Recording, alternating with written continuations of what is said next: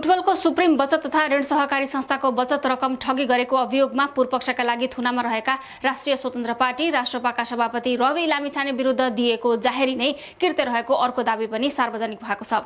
सोही सहकारीको ठगी प्रकरणमा उच्च अदालतले थुनामा पठाएको अवस्थामा प्रहरी अनुसन्धानका क्रममा मुख्य उजुरीकर्ता बनाएकाहरूले नै आफूले रवि विरुद्ध जाहेरी नदिएको सार्वजनिक रूपमा दावी गरेका छन्।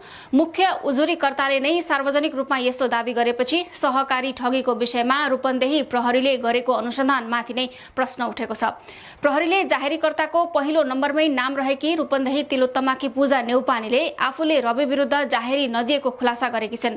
आफूलाई अहिलेसम्म यो विषयमा प्रहरी प्रशासनले कहिल्यै बोलावट र सोधखोज समेत नगरेको उनले सामाजिक सञ्जाल मार्फत जानकारी दिएकी छन्। उनले सामाजिक सञ्जालमा लेखेकी छन्, म सुप्रिम सहकारीको बचतकर्ता र सहकारी पीडित हुँ। मैले आफ्नो व्यापारबाट आएको आम्दानीलाई धेरथोर बचत गर्दै केही रकम सहकारीमा जम्मा गरेकी थिए। जब सहकारी डुब्यो भन्ने थाहा पाएँ, त्यसपछि धेरै पटक पैसा पाइन्छ कि भनेर सहकारी कार्यालय गएर लाइनमा बसे। पछि इलाका प्रहरी कार्यालय बुटवलबाट पैसा फसेकाहरूले निवेदन दिनु भनेपछि मैले पनि पैसा फिर्ता पाऊँ भनेर निवेदन र पासबुकको फोटो कपी लगेर बुझाएको हो।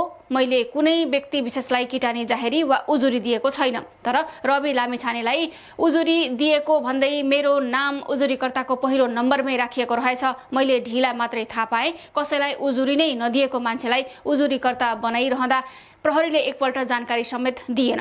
मैले उजुरी दिएका होइन, पैसा फिर्ता पाऊँ भनी निवेदन मात्रै दिएकी हुँ।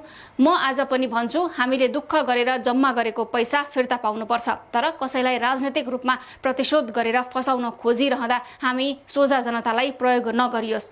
यसअघि जाहेरीको 16औं नम्बरमा नाम रहेकी गीता आचार्यले बचत फिर्ताका लागि हालेको उजुरीलाई प्रहरीले अनुमति बिना रवि विरुद्ध प्रयोग गरेको बताएकी थिइन्। उनले बचत फिर्ताका लागि हालेको उजुरीलाई प्रहरीले अनुमति बिना रवि विरुद्ध प्रयोग गरेको बताएकी हुन्। सुप्रिम सहकारीकी बचतकर्ता समेत रहेकी आचार्यले सामाजिक सञ्जालमा लेखेकी छन्, मैले अलिकति दैनिक बचत गरेकी थिएँ, त्यसैले आफ्नो रकम फिर्ता पाइन्छ कि भनेर निवेदन दिएको हो। तर यहाँ कुनै व्यक्ति विशेषलाई उजुरी हालेको होइन, कसैको नाम नै दिएर हालेको पनि होइन र मलाई कुनै आधिकारिक ठाउँबाट कुनै जानकारी समेत पाएकी छैन।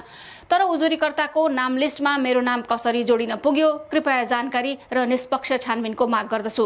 यसअघि गएको वैशाख 16 गते रवि विरुद्ध पूरक जाहेरी दिएको भनिएका 7 जना मध्ये नारायण पहराईले पनि आफूले बचत फिर्ताका लागि निवेदन दिएको तर रवि विरुद्ध कुनै उजुरी नगरेको बताएका थिए। सुप्रिम सहकारी ठगी प्रकरणमा सुरुमा रवि लामिछाने विरुद्ध जाहेरी परेकै थिएन। प्रहरीले पछि रवि विरुद्ध पूरक जाहेरी आह्वान गरेर रविलाई प्रतिवादी बनाएको हो। पूरक जाहेरीमा प्रहरीले नारायण पहराई सहित बुद्धबहादुर गुरुङ, पूजा नेउपाने पाण्डे, मदन भुषाल, हमलाल गैरे, बेलकुमारी घरती र मनरूपा पौडेलको नाम सार्वजनिक गरेको थियो। सुप्रिम सहकारी ठगी तथा संगठित अपराधमा उच्च अदालत तुलसीपुर बुटवल इजलासको आदेशमा लामिछाने हाल पूर्वपक्षका निम्ति